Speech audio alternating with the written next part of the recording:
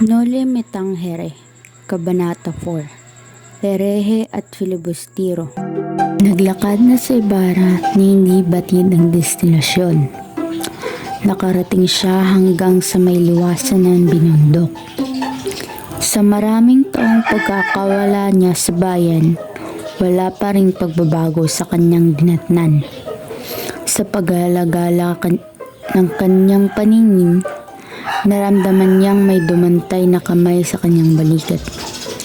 Si Teniente Guevara na sumunod sa kanya upang paalalahanan na mag-ingat din sapagkat nangangamba siyang baka matulad siya sa sinapit ng kanyang ama. Nakiusap si Ibarra na isalaysay ng tenyente ang tungkol sa buhay ng kanyang ama sapagkat tunay wala siyang nalalaman dito.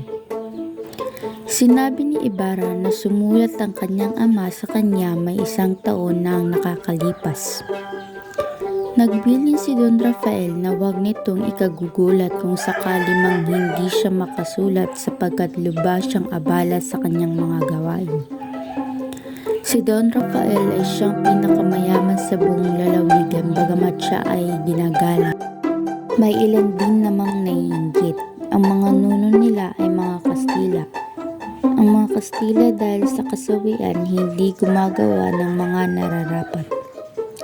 Ang masasama sa Espanya ay nakakarating sa Pilipinas. Si Don Rafael ay maraming mga kagalit na mga Kastila at pare. Ilang buwan pa lamang nakakaalis sa Pilipinas si Ibarra, si Don Rafael at pare Damaso ay nagkasira.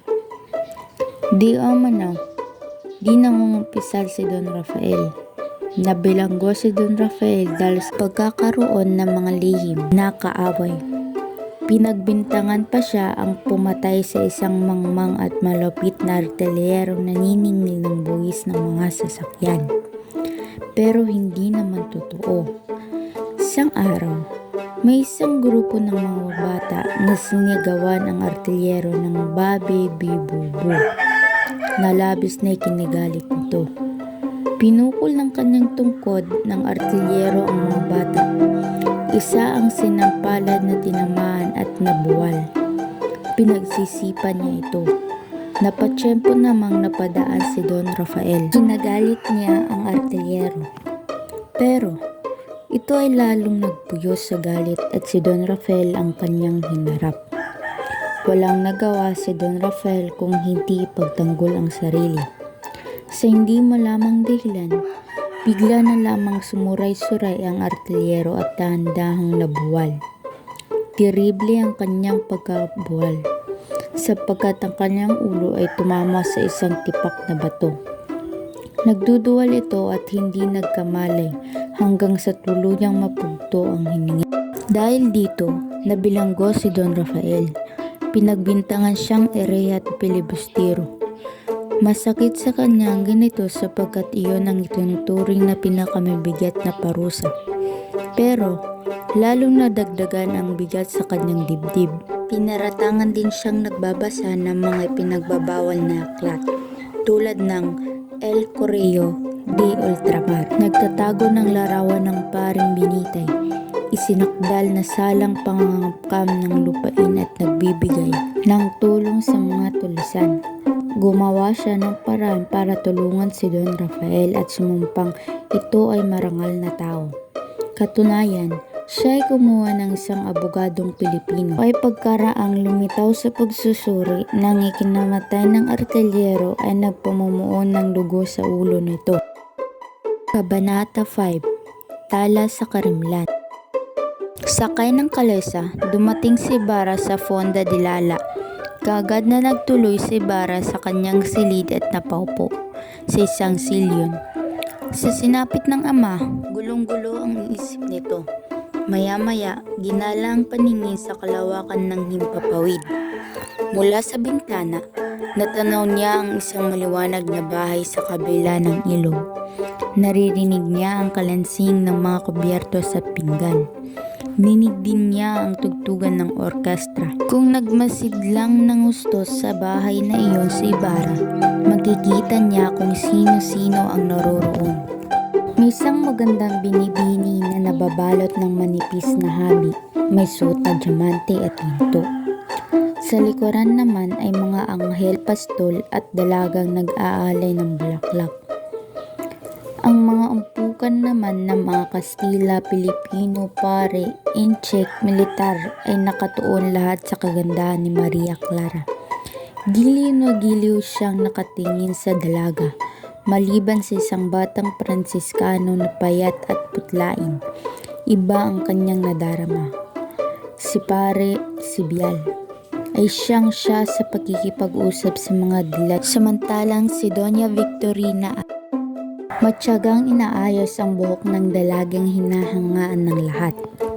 Dahil sa paglalim ng gabi, madali siyang nakatulog at nagising kinabukasan na. Ang tanging hindi inabot ng antok ay ang batang Pransiskano. Kabanata 6. Kapitan Tiago.